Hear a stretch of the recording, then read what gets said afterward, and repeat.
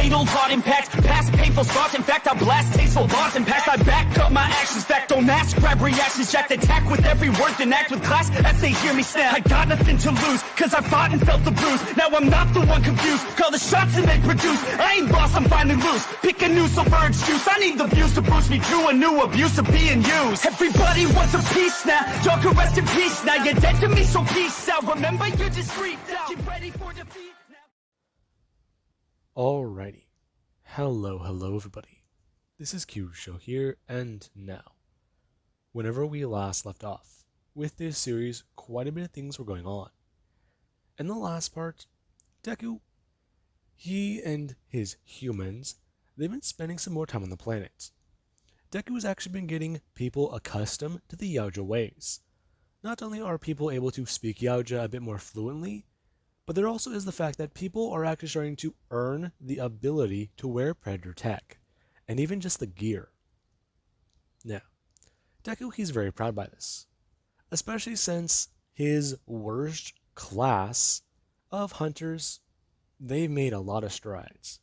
And we saw that they all did take down the giant beast together in the last part. Now, I do want to address something, since it is actually something I've wanted to talk about. However, it's also something I've been conflicted on. I want to say that the Yautja, since they don't understand quirks, I believe I specified that in this what if, they would pick quirkless humans. There would be the occasional mix-up where, oh yeah, this human that we deemed worthy, they do possess a power.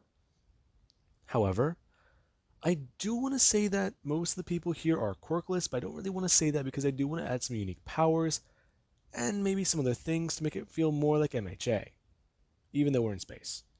Now, with that being said, if you guys can come up with at least a good amount of number for people who do have quirks, I might roll the dice on it and see if I can make that number fit. So, 13%, okay, so we at least have, let's just say, 500 humans, yada yada yada. I'll figure out the math and see where it goes. Now, with that being said, we do at least have where Deku he heard reports on Yautja Prime about possibly an engineer ship being found adrift in space. And this is something that Deku, he has been worried about. The moment he heard this information, he wanted to hop in the Bad Blood Yautja ship and blast straight off to Yautja Prime. There are a few problems though. Deku, he's not exactly too sure if he'd be welcome on the planet. There's also the fact that his people, they were still recovering and feeling some of the side effects from the attack the Bad Blood has left on them. Deku's people are constantly on guard, because they don't know if at one moment they're sitting down and eating lunch with their friends, and the next the fence is down and bloodthirsty creatures are coming for them. Now, thanks to this, humans, they've at least gotten a lot more resourceful, a bit more aggressive, and have even shown they act a bit more like Deku, since they try to not take anyone's shit, but at the same time do have to find the dynamic of working together hard. Now, with that being said, we do at least currently have Deku, where he's sitting in his large spaceship, and he is going over the information in the captain's chair. And it is something that he's trying to calculate. Okay, so the trip to Yautja Prime, it would take about, 4-5 months? At least a few hundred days. Maybe 200? Shit, okay. This isn't good. He's trying to break that down. Okay, let's see, 30, 180, round that up. No, wait, 365. You gotta find the right thing. And that's what Deku does find troubling. Since Yautja, they don't really count their star date the same way humans do. Not 365, another number, possibly. And that's what Deku is being confused by. Now, with that, you do actually have where somebody is walking behind him. As the moment Deku does go to turn and see David, he does actually stare at him for a second. What is it, David? Well, I was curious. Curious about what? Well, it's just that you've done so much, and yet you seem to be calm. You seem to be Well, from all my observations, somehow peaceful. Yet you are bloodthirsty and very aggressive. Huh? Yes, it's just an observation I've noticed. Well, David, on my hunts, I sort of have to be aggressive.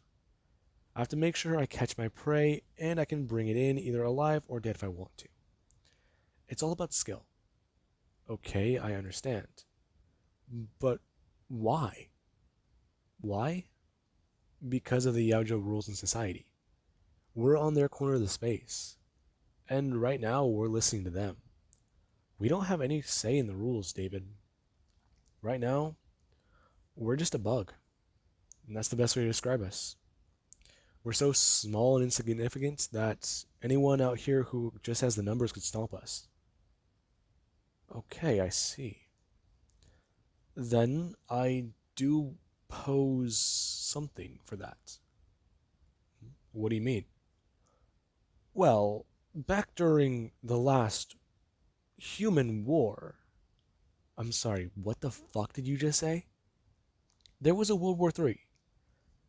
Technically, four. Oh my god. So, okay, I want to ask questions about that, but first of all, there were two? Yes, it was not good. Okay, let me guess. Countries got annihilated. Actually, kind of the opposite.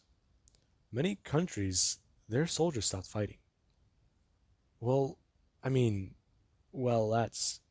Many of them just laid down their arms. They stopped. And it's quite simple. The men stopped following orders. And, in a way, I do see that being like me. What do you mean? Well, many of them had combat inhibitors and augmentations. And, well, that technology, it wasn't exactly too capable in human bodies. Like cybernetics, essentially. I believe that's the broad term you would use. I'm sorry, what? Yes, where everybody thought World War III would be fought with nukes, it wasn't. It was fought with super soldiers, since quirks were banned. Okay. What the fuck? Yes, actually, it wasn't too good. Third war, the Third War left a lot of countries in very bad conditions, and they barely either, well, made it to the next war or they fell apart entirely. Okay, that's a lot. Yeah. Anyways, I bring this up because many of your human companions down there, they don't exactly have the right capabilities to be you. I see. David, if you're asking me to start asking people, hey, who wants a fucking robot arm? I'm gonna have to say no. But why? It's clear that this is the best option. Best option? I'm sorry? Well, I mean no offense by it, but it's clearly a superior piece. You don't have a lot of strain on it, no fatigue, no chance of, well, broken limbs. In fact, it's superior in strength and durability. So, even if it doesn't artificial limbs, maybe things that can help with the human body. There are many things. In fact, there's also this experimental. David, stop. What?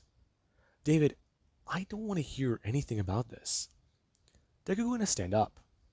As is, walk over to him and inform him. Right now, everybody, they are getting better. He's seen the runts and the worst people he's met for combatants get off their ass and work hard. And the results of their training have spoken for themselves. As Deku does talk about how his best hunters, or even his best warriors, are actually just a rank below him. And even then, he himself is going to try and climb the top. The next thing he's going to strive for is to reach the rank of Predator, and then he'll join the elites. But this is just some half-baked idea. David, why? Why what? Why do you think it's a half-baked idea? Why exactly do you think going after the engineers is stupid? I can tell. Anytime it's been brought up, you might not think it. But even though you mimic humans, you also do even mimic certain traits with disgust and lying. I can see that twitch right in your cheek. Everybody else might not be able to, but I do. So, I have a question. Why exactly do you think we're going to augment settlers, people who hunt and have shown great skill? Even then, if we do that, it'll put us in a bad spot with the Yautja. But I was just trying to help. David, Deku turning to look back towards David, as it is expressed that right now, the humans are still seen as weak. They have retained honor thanks to certain clans looking at them differently, since they've actually been exporting some resources that are unique to them, such as information on the Neomorph and, well, some of the creatures they have found. Especially since at least going to look into things a bit more, with a mine possibly set up in the future, they'll be able to actually make some more resources and gain more things. Hell, they've mainly been self-sufficient thanks to the human ship, the power sources there, and the resources they have on top of them. However, the problem is, the Yautja still send them things. They still send them gear. And as long as that's been going on, it is something that the Yautja, they will not let them live down. They are taking a handout. And you might as well be spitting in the face of someone's mother if you're doing that. That's how bad the Yautja, they view a handout. They don't see it the same way humans do. A hand can be from a friend, and along with even an enemy. The Yautja are always supposed to view that hand as an enemy, since behind that person's back you trust could be another knife. Now, David, he does stare at Deku. As you can tell by the way he's staring at him, there is at least no negotiating this fact. And David, after at least going to look through it in his head, he does come to a conclusion. If humans are to be augmented, in the same way, well, you'd call a cyborg, it's very possible humans would go extinct in the next couple weeks. And that's something that David, he doesn't really like the dice roll on. However, at the same time, he's also kind of curious. People know he's sentient. And while many people do still show some sort of disdain or disgust towards him, you do have where it's also been good for him. He's learned many things from many people. In fact, he's been picking up skills by studying them from the hands of other people. Not just by looking over information on tablets, or just, well, sitting there in the dark. He's actually up and about doing things all the time. He's constantly scanning, monitoring, and gathering data, and feedbacking and looking over the data to see if there's anything wrong with it. Now, Deku, he is still kind of curious about David. However, he does know that he left Captain Brooklyn in charge of him. So for right now, Deku, he does go to look back towards the screen and then go to taking a deep breath. As you do have, where Deku, he does go to stand up, pull his spear out from behind his back, and open it up. The moment it does stretch upwards and down towards the ground, you do have where he does make a phone call. And the moment the call does come through, you do have where Deku, he's staring directly at Zucha. And Zucha, he does ask exactly what is the meaning of this abrupt call. Zucha, you have been very patient with my species. You have been very... Deku going to bow his head, expressing that he's been very kind to them, and he's given them a home in this new area of space. Him and his people are grateful, and he doesn't understand exactly how enthusiastic he is right now. As Deku, he does look up towards Zucha and say a few words that actually do make Deku think the man almost smiled. And Deku, he himself is going to smile and he does say these words, as he is going to tell Zucha that the resources they've been sending them, they will no longer be needed. And Zucha, he does stare up at Deku, as he himself is going to stand and ask if he understands exactly what this does mean. Yes, I do, Zucha. I understand that my species, while we may still work together with your clan, Deku will at least bring his hands backwards, as he does go to push a button on his spear and it does go to retreat back in. Deku bringing his hands up behind his back and grabbing at the palm of his hand with his left thumb and a few of his fingers. As Deku does go to relax and push his arms into his lower back, he does express that he does understand what the meaning of this would be. However, he does feel that his people, they will be fine for right now. And he does understand that the only time communications may be opened would most likely be for either trade or possibly even exchange in resources and information. However, they do not need any of those right now. Along with that, he does understand that another form of open communication, it is also needed because of either hunting parties or the request of a famous hunter from any clan to take on a mission directly from Yautja Prime. Now, this is something that Zucha, he does stare up towards Deku for. And whenever Zucha, he does stare at Deku, he does wait for the man to blink. However, after at least a moment or so of Deku just relaxed and staying there, Zucha, he does go to sit back down, as he does just go to nod and wave his hand, as the call is ended. And Deku, the moment that has happened, he does go to let out a sigh, expressing that went as well as he thought it would. Now, Deku, yeah, he himself isn't too happy about that. Right now, he had to cut off resources from them. It's now or never. They can't just be known for what they're doing. Yes, their results are from the Yautja helping them out. However, if it's only been, let's just say for Deku, 2 years out here, and all of a sudden everybody starts getting their shit together, the Yautja will be forced to look at the humans and see exactly what's going on.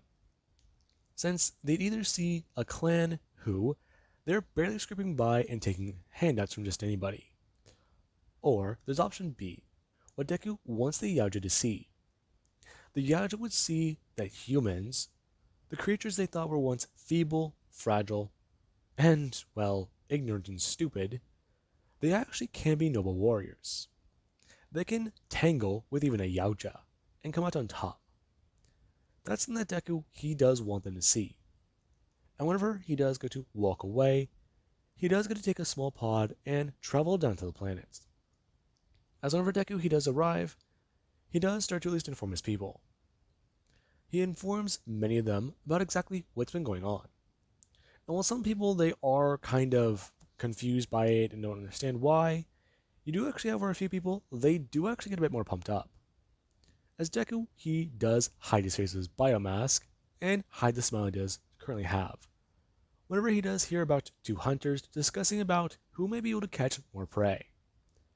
And Deku, he does hear them at least start talking about a competition, before he does get to see one turn and run, presumably toward the fence. Now, this is something that Deku, he does like, as he does at least inform many people. He understands that some people may not want to, well, go into the Yautja lifestyle, and that is why he would like to ask people to participate in some other task, and that is why he's asking for volunteers. They have doctors, farmers, bartenders, and, well, survival experts and warriors. So, all they're really missing right now is a few other things, and then they can get up off the ground and start doing things. As Deku, he does at least go to turn to somebody and inform them, asking if they're the person who works with the robotics lab. As they do, look up towards Deku and just get a nod. Deku expressing to them that he wants them to take some of the human resources and go back to the ship. He wants them to look into the resources and most likely the vehicles they might have on there. He understands that many of those vehicles, they're meant for mineral collection, and he wants to get that started. He wants to start collecting resources on the planet so that they can start at least exporting some, since there's bound to at least be something unique under the crust of this planet. And that's something that many people, they do at least get to hear about. Some people do at least get to step up and volunteer, expressing that, oh yeah, that was my job. I'm the guy who's supposed to be running those things, or at least I know the basics of this, or I know the basics of this job, so what am I going to be used for? And Deku does at least start to help categorize them. As we do actually have where Deku, after a very long day of talking to people, he does go to sit down. Him sitting down by a campfire and looking at everybody. He almost feels proud, and going to bring up his hand and pull off his biomask. As when he does so, he does get hit with a heavy scent of iron. And Deku, he does get to put it down by his waist, as he does get to look up around the campfire and see many people. Since many of them, they are all covered in blood. And while that would be alarming if you didn't know the context of the situation, Deku is at least asking what some of them caught. And many of them, they do talk about how, oh yeah, they caught this thing. And how, oh yeah, they caught this thing together. And talking about how, oh no, I caught that. No, I caught that. And Deku, whenever someone is going to pass him a bottle, he does at least go to start explaining. Technically, that doesn't matter. Both of the two people looking towards him as Deku does continue, talking about how if one of them wounded the creature and the other person killed it, then it doesn't matter. It's a shared kill. What? Okay. Let me explain this. You killed it, right? No, I did. Okay, shut up. Who got the killing blow? That would be me.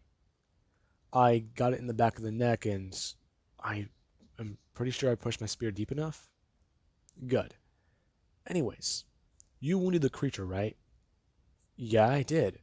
It ran off. I thought I at least cut the vein in its leg. Never assume that. Aim lower. Now, what I'm going to tell you guys is how a Yautja rule does work. You wounded it, and it ran away. He found it, and killed it. That's a joint trophy. If you lost your prey, and you couldn't find it, the creature should have just been killed and left alone. However, that isn't always the case. If the prey is still able to fight and put up at least a decent challenge, it's his. What? Oh, come on. That can't be serious. It's completely the truth.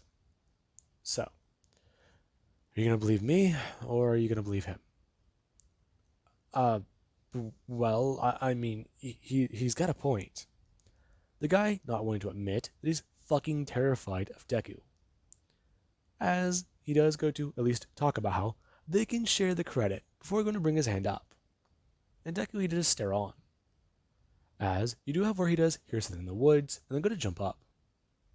Deku bringing his hand up and putting on his mask. As the moment he does go to check thermal, he does actually see somebody. The moment he does see them, he does watch as they do go to bring up a hand and then go to at least make a signal. And Deku, the moment he does see that, he does talk about how he's going to go investigate that. And that while he's gone, save his drink. Since he's got to take care of more than just this. One of those guys sitting there, they do make a piss joke. And Deku, as he does leave, taking down the fence and then putting it back up, he does walk into the forest to see exactly who is waiting for him. And you do actually have where Deku, after walking a bit deeper, going down a path that has been clearly walked down a lot, since it's at least barren on the bottom, he does look around. His mask, it is sort of messing with him for a minute. There is a lot of lukewarm things down here, and he can tell exactly by how his mask does look through the visor. As whenever Deku does go to turn, he does watch as somebody they do go to bring up a hand. Deku going to reach out, grab it, twist the arm, and then go to bring his hand backwards before he does actually hear at least a key go to speak. The moment he does go to let go of her, as she does go to take off her mask. Her going to stop the recording, as Deku, he does go to bring up his hand and stop the recording on his mask. As you do actually have her people, they were kind of confused. All of a sudden, Deku's mask, well, there was a clear distinction. He muted his mic. Or no, he just stopped transmitting? You guys think he's okay out there? I mean, he's gotta be. What else can kill him? I don't know, man. There's a lot of crazy shit out there. He's the leader of our clan, dude. And that don't mean shit. I mean, it kinda does. Have you seen that fucking xenomorph queen he killed? I heard he did it with wrist blades. Bullshit. No, I'm being dead serious. I heard there was a plasma bolt struck in it. Yeah, but from what I've seen, it must have been in the back of the head. So it wasn't him. Oh, come on, dude. You gotta be lying to us. No, I mean dead serious. I heard he killed it with fucking wrist gauntlets, dude. Now, I really do start to argue. As we do currently have in the forest where Deku and Aki, they are chatting. And Aki, she does at least go to express to Deku a few opinions about Yautja Prime. As Deku and her, they are currently laying against a tree. And Deku, he does have Aki sitting on his lap, as she's staring directly at him. Talking about how, with Yautja Prime, things could be tricky. Navigating the system there won't be easy. And that's her saying that. Okay. So tell us what we need to know then. Scar, it's not that easy. If I tell you just basic things, you won't understand them. It's Yautja stuff. I understand a lot of Yautja stuff. Aki, just let me know. Hurley is going to bring her head down, and down into Deku's stomach, or at least into his chest. Her resting it on his shoulder, talking about how she does want to. She wants to let him in. She doesn't understand this level of vulnerability around him. And she herself is confused by it. She wants to lash out and attack him sometimes. Has she ever told him that? Deku at least going to be a little bit more on guard, talking about how she's mentioned once or twice about how she can't really deal with being that, well, unguarded. Now, Deku, he at least is going to start talking, expressing to Aki as he's going to bring his hands up and wrap them around her back that he doesn't understand that. Taking down those defenses is hard, and if he does have to at least point this out, it does show a slight glimpse of humanity and how it may have affected her. And Aki, she has to stare down at Deku for a minute, as Deku does at least express, well, he's become more like a Yautja, she's become more like a human, and he can at least think that they can agree on that. Aki staring at Deku, as you do actually have where a loud laugh does burst out. And whenever Deku he does turn his head, he does look and see the embers of the fire, someone coming over the hill. The thing is too large. They've got to know that. They're cooking their prey, though. Shit, he might have to raise the fences. Oh god, or at least move the campsite away from the forest. Scar. Her going to bring her hand up. As Deku, he does go to turn his head back and stare directly at Aki. As Aki, she does try to kiss him. And Deku is kind of confused by it. Especially since, mandibles. Now, with that being said, I do hope you guys enjoyed. And have an amazing day. I'll catch you guys in the next part.